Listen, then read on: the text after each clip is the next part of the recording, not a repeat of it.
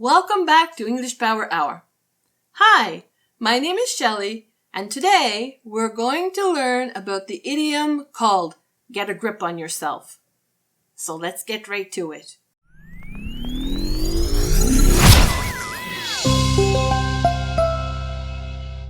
In this short video, I will teach you how to use the idiom get a grip on yourself so that you can use it easily and fluently. The basic meaning of get a grip on yourself is to control yourself, your emotions or your behavior, so that you can deal with things successfully.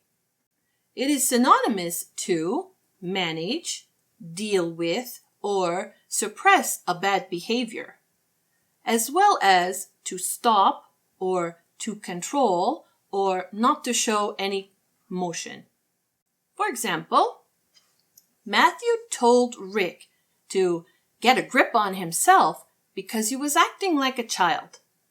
Or, I was very nervous before the big interview, but I finally got a grip on myself and I was successful at getting my dream job.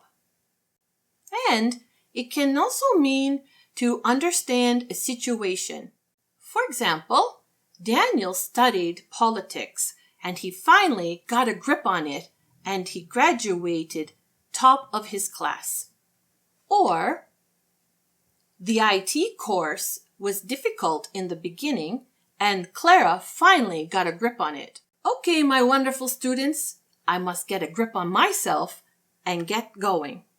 I hope that you enjoyed this lesson and that you're able to use get a grip on yourself correctly in your next English conversation.